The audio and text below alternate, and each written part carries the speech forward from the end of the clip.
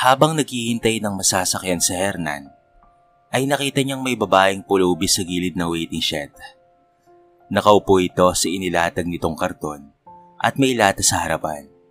Lalapitan sana niya ito nang may dumating na magandang babae at nagalit ito sa babaeng pulubi. Pinapalis ito sa kadahilanang ito raw ay mabaho. Ngunit ayaw umalis ng babaeng pulubi, kaya sinipa ang lata nito at tumilapon sa kalsada. Miss, teka lang, huwag mo namang tratuhin ng ganyan yung tao. Wala naman pong ginagawang masama sa'yo eh. Aniya, sapagkat hindi na niya natiis pa ang kamalditahan ng magandang babae. Ang baho niya eh. Saka anong pakialam mo riyan ha? Pulubi lang naman yan. Oo, pulubi nga siya. Pero tao pa rin siya kagaya natin. May puso at damdamin. At hindi niya deserve na maliitin. Di sorry. Diyan na nga kayo. Magsama kayong dalawa. Saka ito sumakay ng minibus. Sinundan niyo pa ito ng tingin hanggang sa makalayo na ang sinakyan nito. Kinuha naman niya ang lata na nasa kalsada at nilagyan niya ito ng barya at ibinalik sa babaeng pulubi. Pasensya ka na ron ha. Naku, maganda nga. Maldita naman. At pintasera. Maswerte nga siya kasi hindi niya nararanasan yung nararanasan mo eh. Tumango lamang ito sa kanya at kinuha ang ilalagay niyang pera. Muli itong nag-angat ng tingin at ngumiti sa kanya. Kahit madungis ito at gulo-gulo ang buhok, ay sumisilay pa rin ang kagandahan nito. Ang mga magaganda nitong ngipin at matangos rin ang ilong nito. Maiwan na kita ha. Papasok na ako sa trabaho eh. Nasira lang kasi ang kotse ko. Nasa talyer kaya kailangan ko mag-commute. Tumango muli sa kanyang babae at sumakay na siya ng minibus patungo sa kanyang trabaho. HR siya sa isang malaking kumpanya ng sasakyan. Habang lulan siya ng minibus, ay hindi baalis sa kanyang isipan ng babaeng pulubi at balak niya itong balikan pag uwi niya kung naroon pa ito. Pagpasok niya sa trabaho, ay may mga kausap siyang empleyado. Maya-maya lamang ay nakita niya ang bagong CEO ng kumpanya na may kausap ito sa cellphone. Babatiin niya sana ito, ngunit mukhang galit ito, kaya hindi niya na itinuloy ang pagbati. Hay nako, Sir Hernan, lagi na lamang parang galit yan sa Sir Marcus. Minsan narinig ko yan eh, may kausap sa phone, may pinapahanap raw siya. Siguradong investigador yung kausap niya, at yung pinapahanap niya ay girlfriend ata niya. Nawawala siguro. Baka kinidnap no? Iba talaga pag mayaman. Minsan nakakatakot rin na maging mayaman eh. Sad ni Nika, isa sa mga empleyado. Tinanguan na lamang niya ito at nagtungo na siya sa kanyang opisina. Nag-aapura naman siyang umuwi pagsapit ng hapon at umaasa na makikita pa niyang muli ang babaeng pulubi. Hindi niya maintindihan kung bakit buong araw niya itong inaiisip. Nang makababa na nga siya sa waiting shed kung saan niya ito nakita noong umaga, ay wala na ito roon. Hanggang sa makarating siya sa mga batang nagtatawanan. Paglingon niya ay nakita niya ang 3 batang lalaki na tumatakbo patungo sa kinatatayuan niya, habang hinahabol ang mga ito ng babaeng pulubi. Mabilis niyang hinarangan ang 3 at kinuha niya sa batang lalaki ang lata na pagmamay-ari ng pulubi. Bakit niyo kinuha ito sa kanya? Hindi naman sa inyo to ah. Alam niyo bang pagnanakaw ang tawag sa pagkuha ng hindi niyo naman pagmamay-ari? Hindi ba kayo naawa sa kanya? Yung kaunting napalimusan niya, kinuha niyo pa? Humingi naman ng tawad ang mga batang lalaki sa kanya. Ganoon rin sa pulubi. Sige na, umuwi na kayo. Baka hinahanap na kayo ng mga magulang niyo. Ang kagandahang asal ay unang natututunan sa ating tahanan bago sa eskwelahan. Kaya wag niyo na itong ulitin ha. Tumango-tango naman ang mga batang estudyante at umalis na ang mga ito. Bigla namang kumapit sa braso niya ang babaeng pulubi. Salamat kuya. Lagi nila akong inaaway eh. Lagi nilang kinukuha ang pera ko. Aking to diba? Bigay ito ng mga mababait na tao kagaya mo. Ikaw yung kaninang umaga, hindi ba? Wika nito sa kanya na para bang batang paslit kung makipag-usap. Nakakapagsalita ka pala eh. Ang akala ko kanina hindi ka nakakapagsalita. Saan ba ang bahay mo? Gusto mo bang ihatid na kita? Kaagad na umiling ang babae at bumitaw sa braso niya. Wala na akong bahay. Wala na akong pamilya. Kinuha na nilang lahat sa akin. Ako na lamang mag-isa. Ha? Bakit? Nasaan ba ang mga magulang mo? Patay na sila. Tulungan mo akong makauwi sa boyfriend ko. Bahagya naman siyang natawa dahil meron pala itong kasintahan. Sige ba, pero saan ba ang bahay niya? Hindi ko matandaan eh. Parang malayo yun. Hindi ko na talaga maalala. Pero, sama na lang ako sa'yo, kuya. Promise mabait ako. Marunong akong maglaba at magluto. Nako, gustuin ko man pero hindi pwede. Babae ka tapos lalaki ako. Baka kung anong isipin sa atin ng mga tao. Nag-iisa lang rin kasi ako sa bahay. Bigla namang lumungkot ang mukha ng dalaga at bahagya itong tumalikod sa kanya. Dahil doon, ay nakonsensya siya. Isa pa'y hindi niya maatim na pabayaan lamang ito sa lansangan. Lalo na't babae ito at baka mapagdiskitahan ng mga manyakis. Sige na nga, sumama ka na sa akin. Pero mabait ka ba talaga? Opo, mabait po ako. Tugon ito sa kanya at muling humawak sa braso niya. Sumakay naman sila ng tricycle patungo sa bahay niya. Habang nakasakay nga sila, ay panay ang sulyap sa kanila ng driver. Hindi niya alam kung ano ang iniisip nito sa kanya, pero hindi na lamang niya yun pinansin pa. Nang makarating na sila sa bahay niya, ay kaagad siyang nagtungo sa kabilang kwarto upang kumuha ng tuwalya at damit na isusuot ng dalaga. Nang maiabot niya na nga iyon, ay inutusan niya na nga itong maligo. Itinuro niya ang banyo at kaagad namang pumasok roon si Amara. Bakit kaya niya nasabing kinuha na sa kanya ang lahat? Kung wala na ang mga magulang niya, maaaring sa kanya na iwan ang bahay nila. Ngunit kinuha ito sa kanya dahil sa kondisyon niya? Ay nako, ewan, paano ko ba siyang ihatid sa kanila kung marami siyang hindi naaalala? Wika niya sa sarili at nagtungo na siya sa kusina upang magluto ng kanilang hapunan. Nagsalang na muna siya ng sinaing na rice cooker at inilabas ang karne ng baboy mula sa freezer. Magsisinigang siya upang makahigop ng mainit na sabaw si Amara. Maya-maya lamang ay narinig niya na ang pagbukas ng pinto ng banyo. Nagtungo siya roon upang makita ang dalaga at napangangan na lamang siya nang makita na ito. Parang ibang tao na ito. Napakagandang babae at maputi ito. Ang ganda mo pala, Amara. Maupo ka na muna doon sa sala. Magluluto lang ako ng pagkain natin. Ako na po ang magluluto, kuya. Marunong po ako. Hindi na. Ako lang bahala. Magpahinga ka na muna. Tumango naman ito sa kanya, kaya napangiti siya. Hanggang sa makarating siya ng kusina, ay hindi pa rin naaalis ang ngiti sa mga labi niya. Napakaganda naman niya.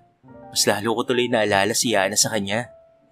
Habang nakasalang ang kanyang niluluto sa kalan, ay hindi niya maiwasang nakawa ng tingin ng maamong mukha ng dalaga habang nasa sala ito. Maya-maya lamang ay nagulat siya nang bigla itong pumasok sa kusina. Gutom ka na ba? Wait lang ha, malapit na rin naman itong maluto. Maya-maya ay napatingin siya sa hawak nito. Sino siya? Asawa mo? Kanya ba itong mga suot ko? Napangiti at napailing na lamang siya sa tanong nito sa kanya. Mamaya ko na ikukwento sa'yo kung sino yung nasa picture. Sige, ang bango ng niluluto mo, kuya. Nakakagutom. Nang makatapos silang kumain, ay saka lamang niya kinausap muli si Amara. Marami siyang itinanong dito, ngunit hindi dito masagot ang lahat ng tanong niya. Minsan ay maayos itong kausap, at kung minsan naman, ay para itong bata. Basta kapag naaalala mo na kung saan ka nakatira, ay hatid na kita sa inyo ha. Ayoko. Wag. Sasaktan lang nila ako. Mukhang malaki ang trauma na inabot mo sa kanila. Sinasaktan ka ba nila?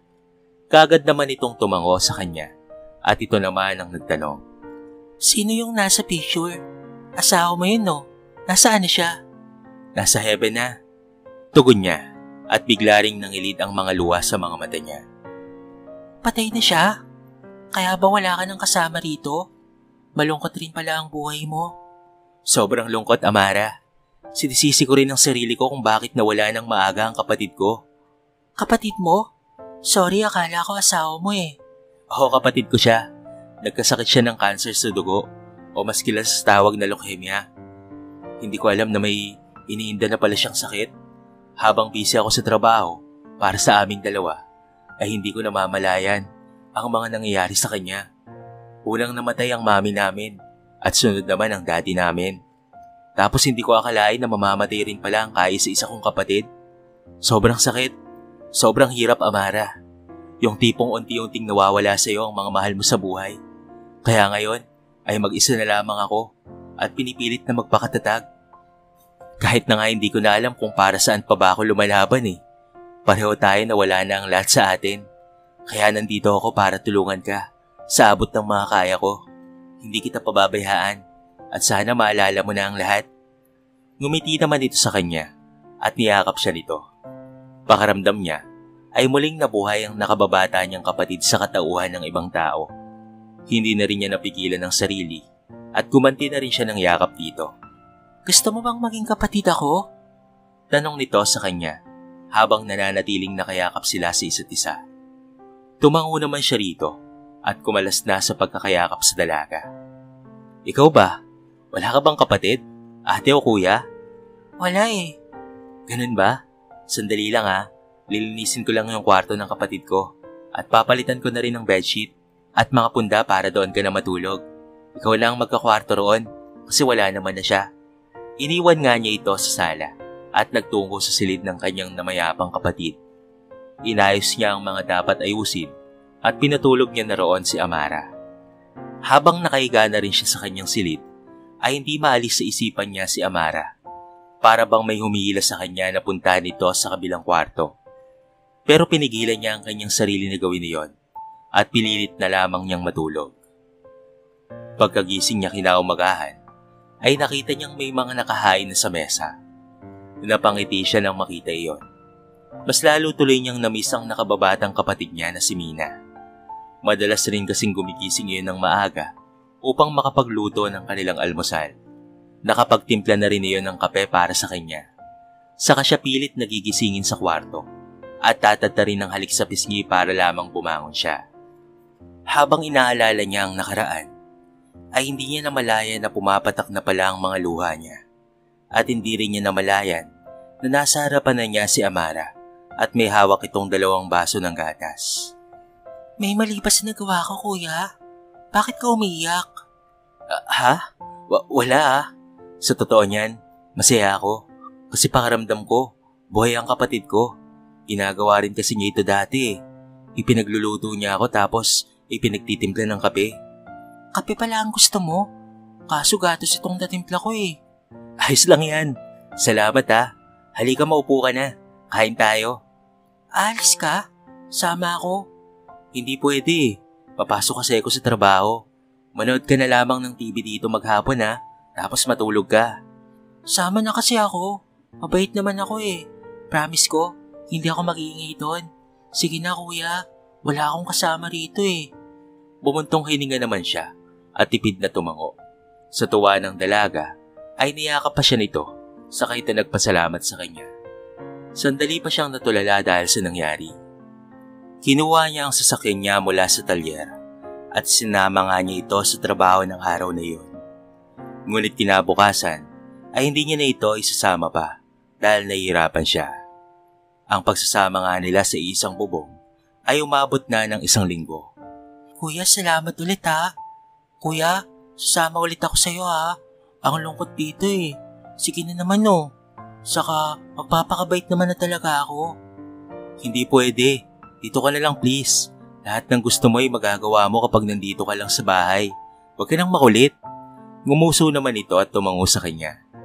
Sige, hindi na ako sasama sa opisina mo. Pero iatid kita sa trabaho mo ha. Ayos ba yun? Para lang alam kong safe kang nakapasok. Sige na, pumayag ka na please. Kaya ko namang bumalik dito ng mag-isa eh. Wala na nga siyang nagawa kung hindi ang pumayag sa kahilingan nito. Isa pa'y baka magwala na ito kapag hindi niya pa pinagbigyan. Papasok na sana sa Hernan sa pinagtatrabahuan niya nang bigla na lamang sumigaw si Amara mula sa kanyang likuran at may itinuro ito.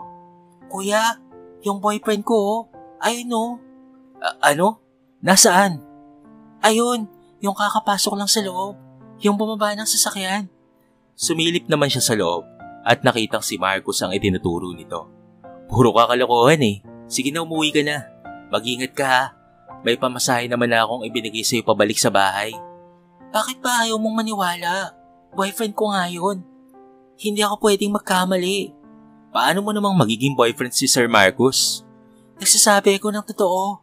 Saka ito mabilis na tumakbo sa loob. Harangin sana ito ng gwardiya pero sinabi niyang kasama niya ito. Tumakbo na rin siya upang pigilan si Amara na makalapit kay Marcus.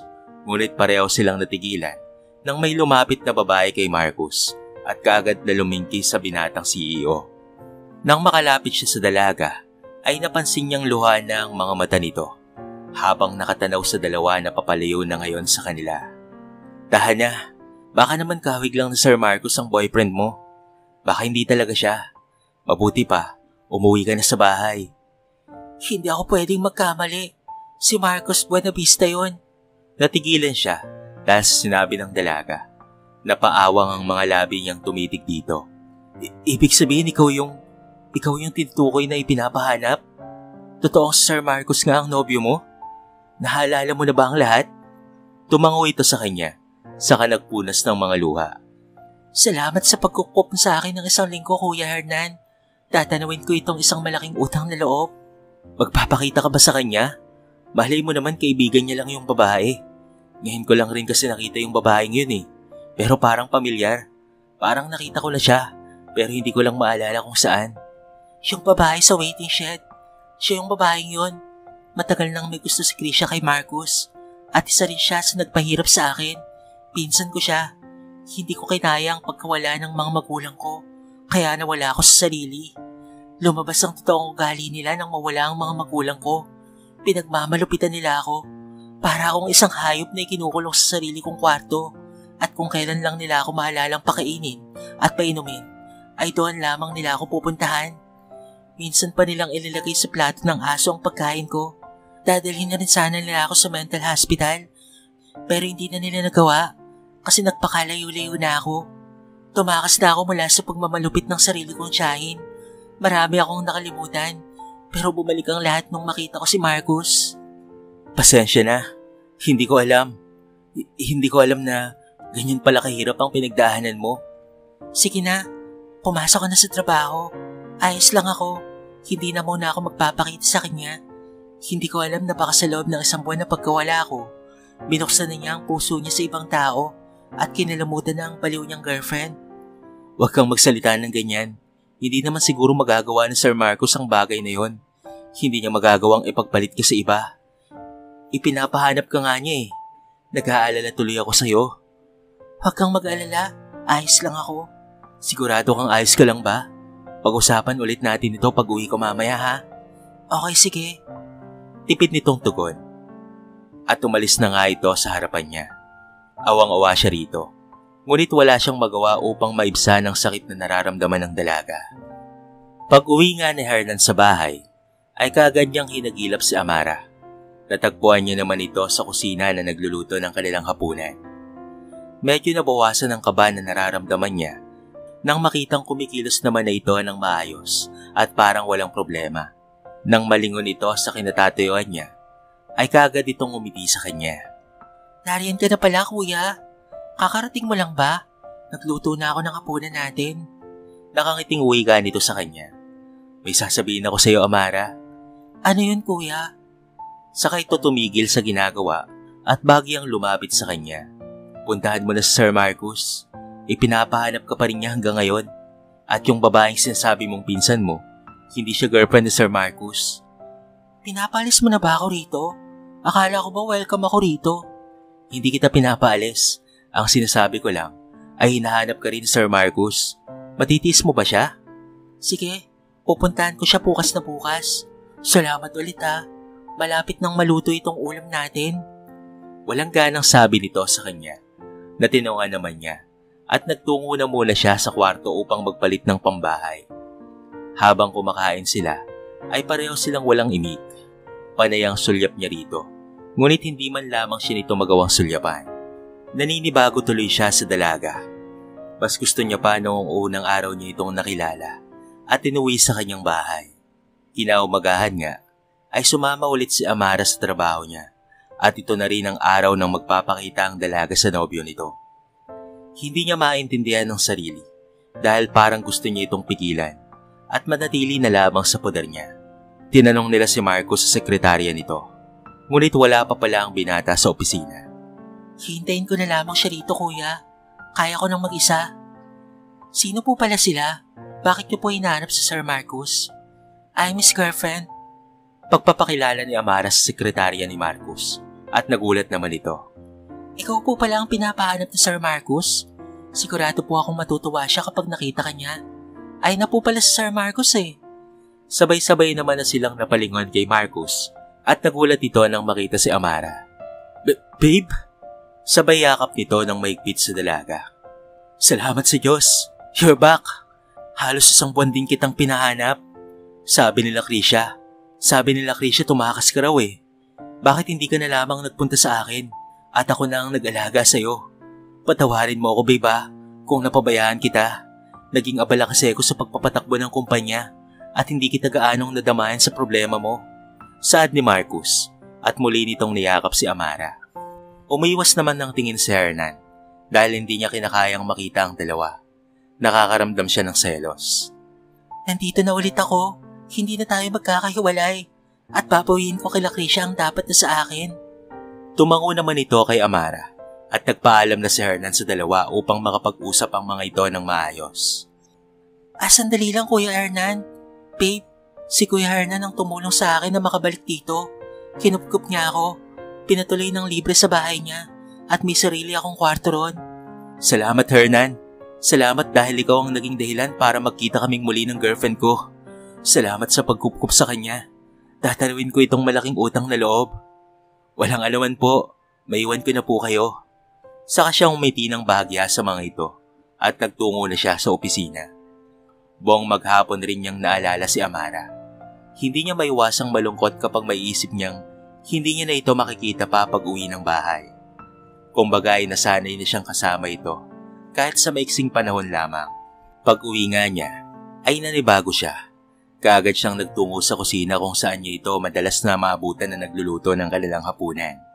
Nakakabingi ang katahimikan at ito'y sobrang nakakalungkot para sa kanya. Muli niyang naranasan ng ganoong pakiramdam. Ano ba tong nangyayari sa akin? Bakit sobrang lungkot? Namimiss ko siya.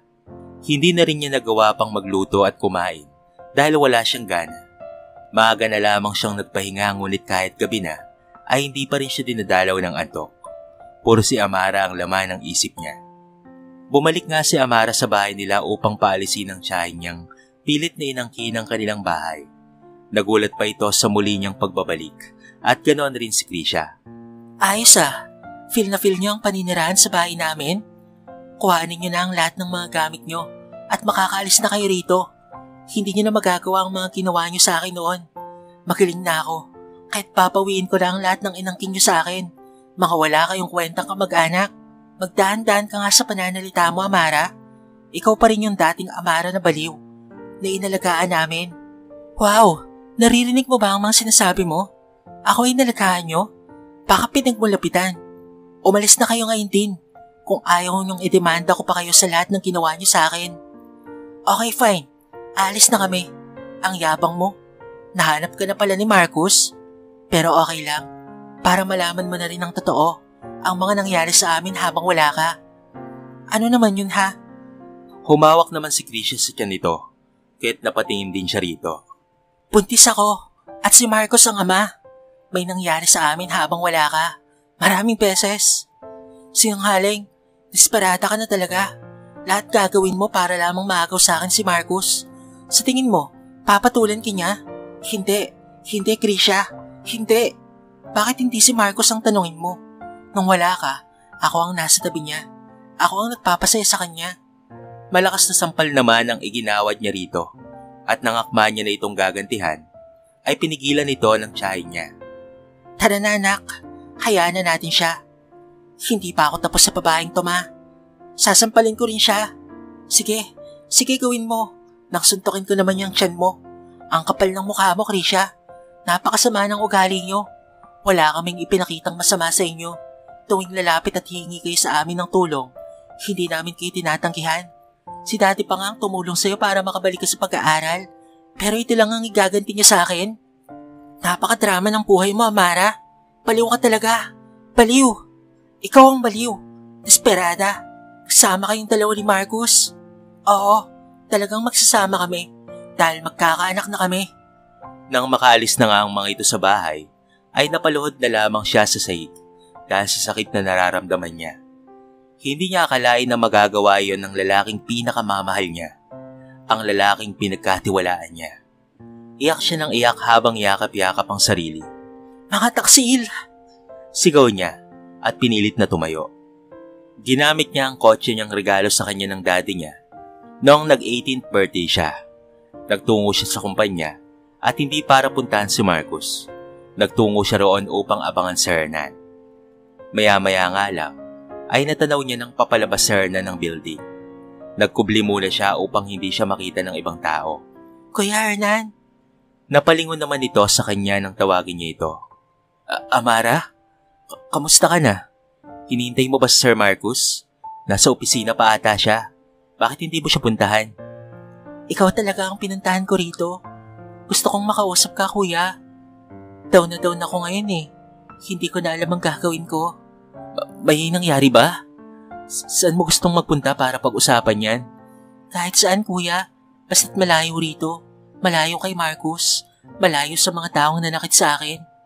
Nagtungo nga sila sa park upang doon sila mag-usap. Pag-upo pa lamang ni Amara sa upuan, ay tumulo na kaagad ang kanyang mga luha. Ano ba talaga ang nangyari, Amara? Niloko nila ako. Habang nasa lansangan ako, namamalimos at kinikinaw sa gabi. Sila naman pala ay pinapainit ang isa't isa. Hindi kita maintindihan. Punti si Krisha at si Marcus ang ama. Mga taksil sila. Anong sabi rito ni Sir Marcus? Hindi niya alam na alam ko na ang totoo. Hindi ba dapat kausapin mo muna siya patungkol dito? Dahil kung si Krisha lang ang nagsabi, baka gawa-gawa lang niya yon para i-torture ang damdamin mo. Hindi na, kuya. Alam kong hindi rin naman aamin si Marcus. Basta amin silang dalawa. Basta ako, masaya ako dahil okay na ako. Magaling na ako. Nabawi ko na rin sa kanilang bahay namin. Naiintindihan kita, pero kailangan nyo pa rin mag-usap muna para marinig mo rin yung side niya. Mahirap na yung sinasabi lang ni Krisha yung pinapaniwalaan mo, hindi ba? Natigilan naman siya at sandaling napaisip. Sa kabilang banda ay may punto naman si Hernan. Salamat, kuya. Tama ka. Kailangan ko rin kausapin si Marcus. Pero kung totoo nga yung sinasabi ni Krisha, kailangan ko na siyang palayain dahil kailangan niyang panagutan ng magiging anak nilang dalawa. Kaya mo yan. Alam kong kakayanin mo. Strong ka, hindi ba? Saka nandito lang ako para sa'yo kung kailangan mo ng makakausap o mapaglalabasan ng hinanakit. Willing akong makinig at damayan ka. Napakaswerte ko, kuya. Dahil nakilala kita at tumating ka sa buhay ko. Dahil sa'yo nagkaroon ako ng nakakatandang kapatid. Grabe talaga. Nakakatandang kapatid ha. Parang 3 taon lang naman ang tanda ko sa'yo eh. 22 ka, hindi ba? Ako naman ay 25. Natawa na lamang siya sa sinabi nito at sinabi nga niyang mas matanda pa rin ito sa kanya kung kaya't ayos lamang na tawagin niya itong kuya. Anong nangyari, babe? May problema ba? Ako wala, pero baka ikaw ay meron. What? Hindi kita maintindihan, babe. Bakit naman ako magkakaproblema? You're here na. Hindi ka na ulit mawawala sa akin. Hindi na ako papayag pa. Paano mo nasasabi sa akin ng ganitong bagay kung alam mo namang may itinatago ka sa akin? Hindi kita maintindihan, babe. Ano bang sinasabi mo? Ikaw ba ang ama nang ipinagpupuntis ni Krisha? Totoong sagot ang kailangan ko. Huwag na huwag kang masisinungaling sa akin. Sorry, babe. Hindi ko sinasadya. Pareho kaming lasing ng... Kaskas na yung mga dahilan na yan, Marcus. Sinadya mo man o hindi, nabuntis mo pa rin siya. Pinagtaksilan mo pa rin ako. Pero sinabi ko na kay Krisha na yung bata lang ang pananagutan ko. Susustentuhan ko. Pero ikaw ang pakakasalan ko dahil ikaw ang mahal ko. Hindi na, Marcus. Hindi ko kayang magpakasal sa kagaya mo. Maghiwalay na tayo. Saka mabilis na umagos ang mga luha mula sa kanyang mga mata. Hindi na rin niya pinakinggan pa ang mga sinasabi ni Marcus sa kanya. Pilit siya nitong niyiyakap pero nagpupumigla siya. Malakas na sampal din ang iginawan niya rito at sinabayan niya na ng pag-alis. Ilang araw rin siyang binalik-balikan ni Marcus sa bahay. Pero buo na ang desisyon niya na makipaghiwalay rito dahil gusto niya na lamang ng tahimik na buhay. Madalas silang makita ni Hernan At ito nga ang naging takbuhan niya tuwing malungkot siya at kailangan niya ng makakausap. Umalis na rin si Hernan sa kumpanya ni Marcus upang maging tahimik na silang lahat at nag-apply na lamang sa ibang kumpanya. Habang tumatagal nga, ay hindi na mamalaya ni Amara na unti-unti na palang nahuhulog ang loob niya sa itinuturing niyang nakakatandang kapatid.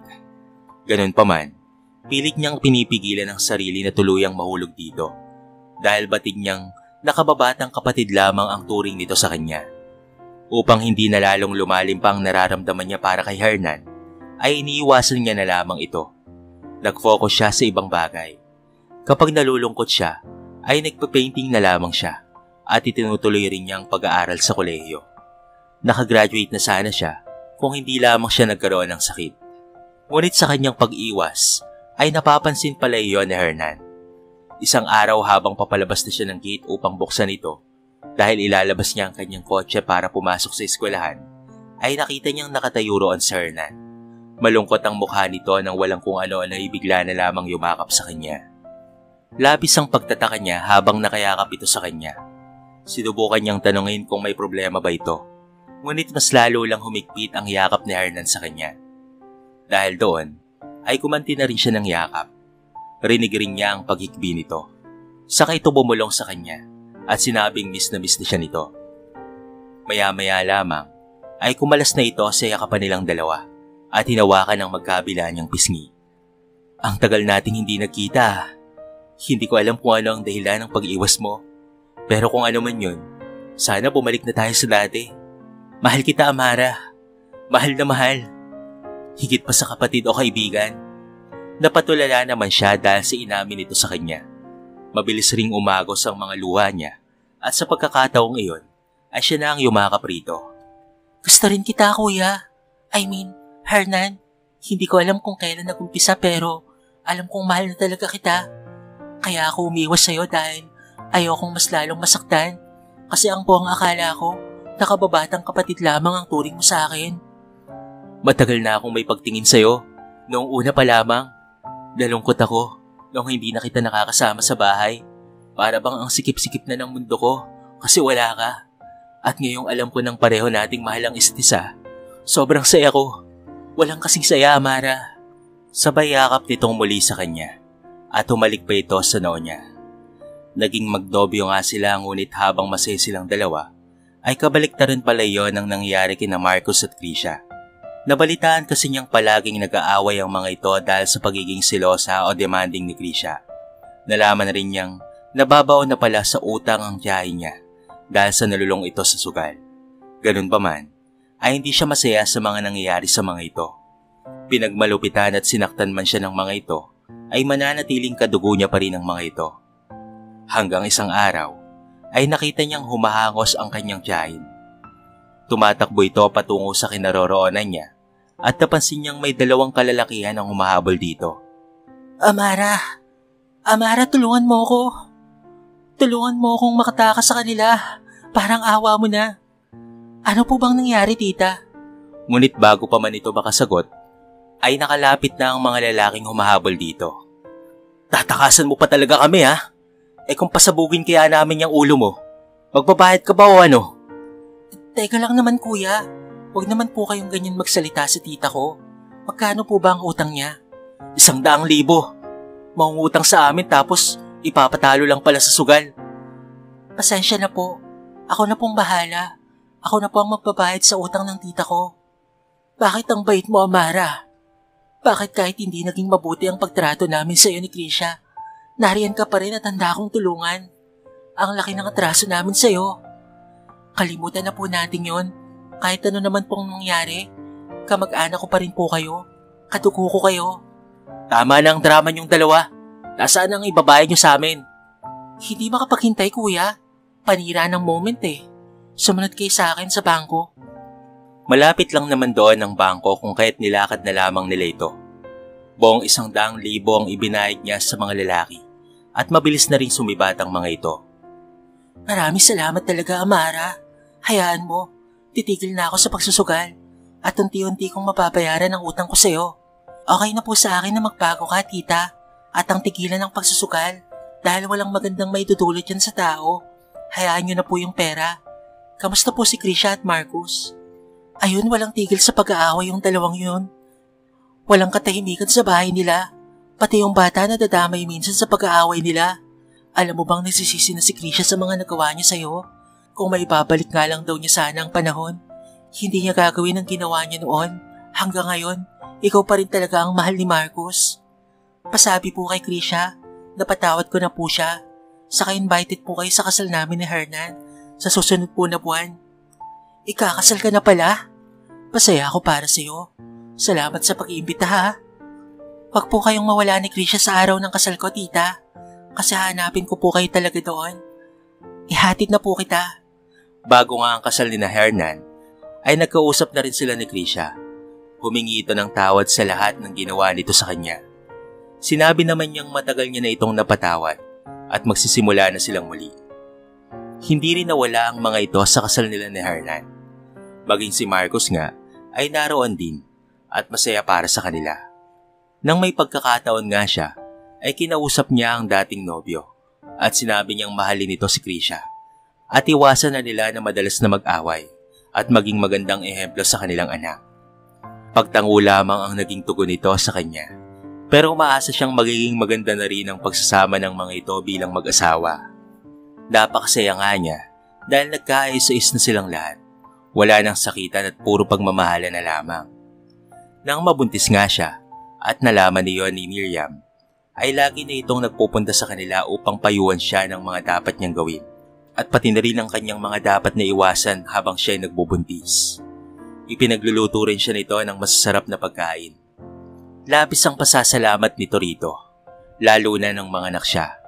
Hindi ito umalis sa ospital at binantayan lamang sila hanggang sa makalabas na nga sila ng kanyang anak sa ospital ay inaalagaan pa rin sila ng kanyang tita Miriam. Tita Miriam, salamat po Salamat sa pag-aalaga sa mag-ina ko.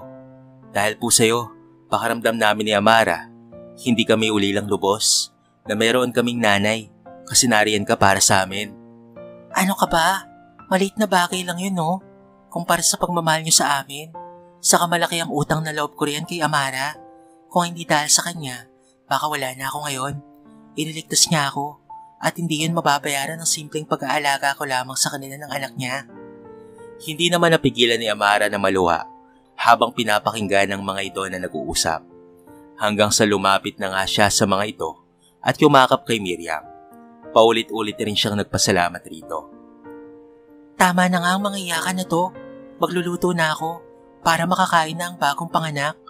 Magluluto ako ng may sabaw. Nakangiting sabi nito sa kanila habang nagpupunas ng mga luha.